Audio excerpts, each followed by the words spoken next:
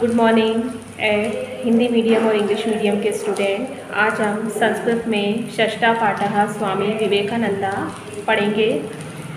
इसके पहले वाली वीडियो में हम उनके बारे में, उनके जीवन के बारे में और बचपन के बारे में हम बहुत कुछ पढ़ चुके हैं। हमने देखा कि स्वामी विवेकानंद का जन्म 12 जनवरी 1863 में कोलकाता नगर में हुआ था। इनके पिता का नाम श्री विश्वनाथ दत्त था और ये प्रतिष्ठित अभिभाषक थे। इनकी माता का नाम भुवनेश्वरी देवी था। ये बचपन से ही तीव्र बुद्धि वाले थे और मल्ल विद्या और खेलों में निपुण थे। इसके साथ ही संस्कृत प्रेमी थे। इन्होंने आगे चलकर रामकृष्ण परमहंस जी से दीक्षा प्राप्त की और अध्यात्म की ओर इनका जीवन चल पड़ा और फिर उन्हें बहुत सारे उपदेश दिए। इनका एक उपदेश था बहुजन हिताय और बहुजन सुखाय, मतलब सभी का हित हो और सभी का कल्याण हो, तभी सब सुखी रहेंगे। आज हम इसके आगे का भाग पढ़ेंगे। 5वां पैराग्राफ देखना। सर्वथा दरिद्र नारायणो सेव्यतव्यो यतो हि बुभुक्षिता दीनाः उपेक्षिता दिव्यांगजनाः दुर्बलाः साक्षादीश्वर, अतः एतेषाम् उपासना एव ईश्वरस्य आराधना अस्ति। सर्वथा यानी सभी का, सर्वथा यानी सभी, जो भी दरिद्र नारायणों सेव्यतो यानी सभी दरिद्र यानी गरीब की नारायण की सेवा करना चाहिए। दरिद्र नारायणों की सेवा करना चाहिए, सभी गरीबों की सेवा करना चाहिए। यतो हो भूभुक्षिता, तभी भूभुक्षिता यानी उसी कारण, भुक्षिता यानी भूखा, दीना यानी गरीब, हीन, उपेक्षिता यानी उपेक्षित, दिव्यांगजना यानी विकलांग और दुर्बला यानी दुर्बल ही साक्षात क्या है? ईश्वर है। इनमें ही ईश्वर का वास होता है। इस तरह के लोगों की हमें हमेशा क्या करना चाहिए? सेवा करना चाहिए। चाहे वो भूखा हो, किसी रोग से ग्रस्त हो, हीन हो, उपेक्षित हो, दुर्बल हो, विकलांग हो, इन सब की हमें सेवा करना चाहिए। इसलिए अतः एतेषा उपासना, इसलिए इनकी उपासना ही ईश्वरस्य आराधना अस्ति, ईश्वर की आराधना है। सच्ची ईश्वर की सच्ची आराधना यही है। आगे देखेंगे। चरित्र बलम धार्य अन्येव सर्वत्र विजयो भविष्यति, यानी चरित्र बल धारण करो, इसी के द्वारा सभी विजय प्राप्त होगी, सभी जगह हमें विजय मिलेगी। प्रतिग्रहणस्य कामना मा कुरु, दानी बनो, क्या करो? दानी बनो, दाता भाव यानी दानी बनो। प्रतिग्रहणस्य कामना यानी वापस प्राप्त होने वाली कामना मत करो, दानी बनो। कहते हैं ना, कर्म करते जाओ, फल की चिंता मत करो, फल अपने आप ही मिलता जाएगा। वसंत अवलोकितं हितं चरत परोपकाराः परम विपवित्रम कार्य अस्ति। बसंत ऋतु के समान लोक कल्याण करो। जैसे बसंत ऋतु में क्या होती है? प्रकृति अपना स्वरूप बदल देती है। बसंत ऋतु में फूल खिलते हैं, हर जगह हरियाली छा जाती है। तो उसी प्रकार से तुम भी क्या करो? सबका कल्याण करो।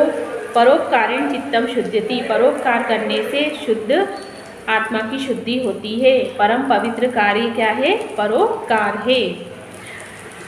इसके अलावा है परोपकार परम पवित्रम कार्य अस्ति और परोपकारेण चित्तम शुद्ध्यति, परोपकार करने से सारे कार्य सिद्ध होते हैं और परोपकार के द्वारा चित्त यानी मन की शुद्धि होती है। अन्य ईश्वर प्राप्ति संभव, इसके द्वारा ईश्वर की प्राप्ति संभव है। सह वेदांत प्रचार्याय स्वीक्या लिखम जीवनम समर्प्य आसम, उन्होंने वेदांत के प्रचार के लिए अपना पूरा जीवन ही, संपूर्ण जीवन ही समर्पित कर दिया। तेन हिंदू धर्मा संस्कृति चा प्रसारिते, इन्होंने हिंदू धर्म और संस्कृति को प्रचारित किया। सह न केवलम परिवर्जका अपितु परोपकारी दाता लोक सेवा महान देश भक्ता चा आश्रित, इन्होंने वह न केवल क्या थे? एक सन्यासी थे, बल्कि परोपकारी, दाता, लोक सेवक और देशभक्त भी थे। शिकागो नगरे विश्वधर्मसम्मेलने सः भारतस्य प्रतिनिधिः अभवत्। शिकागो नगर में इन्होंने, एक शिकागो नगर है अमेरिका का, वहाँ पर उन्होंने विश्व धर्म सम्मेलन में भारत की ओर से प्रतिनिधित्व किया था।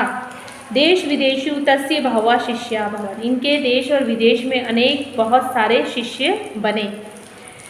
एंग्लो देशीया कुमारी नोबल या अनंतरम भागिनी निवेदिता इति नाम्ना प्रतिष्ठा तस्य शिष्या आसीत्। और इनमें से ही एक इंग्लैंड की कुमारी नोबल, जो बाद में बहन निवेदिता के नाम से प्रसिद्ध हुई, उनकी प्रिय शिष्य बन गई।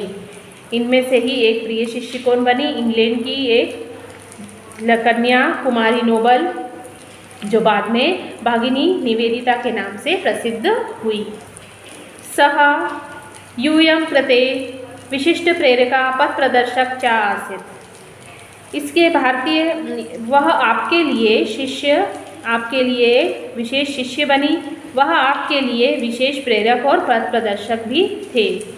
भारतीय स्वतंत्रता संग्रामे अपि तस्य ऊर्ज्वलस्वानि भाषणानि स्वाधीनता सैनिकानां कृते प्रेरणास्पदानि। आपने क्या किया?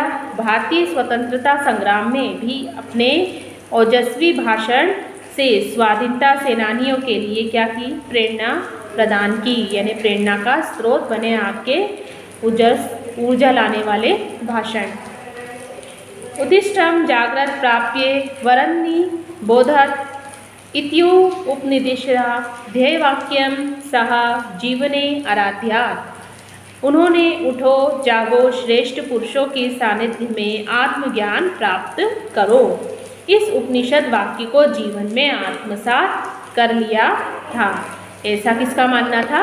स्वामी विवेकानंद जी का। इन्होंने इस प्रकार से अपना जीवन ही क्या कर दिया? पूरा सेवा भाव में समर्पित कर दिया। अहर्निशं ब्रह्म कर्म साधना एवं जुलाई मासस्य चतुर्थे दिनांके 1902 ख्रीष्टाब्दे सः ब्रह्मलीनो जातः। दिन रात ब्रह्म कार्य की साधना में लीन रहते हुए 4 जुलाई सन 1902 में ब्रह्म में विलीन हो गए। सः न केवलं भारते अपितु विदेशु अपि प्रसिद्धा। आपने न केवल भारत में अपितु विदेशों में भी प्रसिद्ध हैं। तेन भारतस्य प्राचीन गौरवं विदेशेषु स्थापितम्। उन्होंने विदेशों में भारत के प्राचीन गौरव को स्थापित किया। लेकिन जब उन्होंने शिकागो नगर में भाषण दिया तो आपने किस भाषा में दिया था? हिंदी भाषा में भाषण देकर ये बता दिया कि भारतीय जहाँ भी जाते हैं तो हमेशा वो क्या रहते हैं? भारतीय ही रहते हैं। इसलिए विदेशों में भारत के प्राचीन गौरव को आपने स्थापित किया।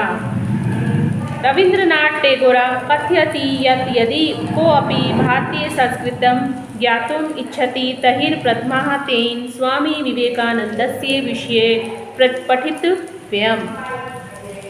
अब यहाँ पर रवींद्रनाथ टैगोर जी ने आपके बारे में एक बहुत ही अच्छे बात कही है। वो कथन क्या है कि यदि कोई भारतीय संस्कृति को जानना चाहता है तो उसे सर्वप्रथम किसके बारे में अध्ययन करना चाहिए?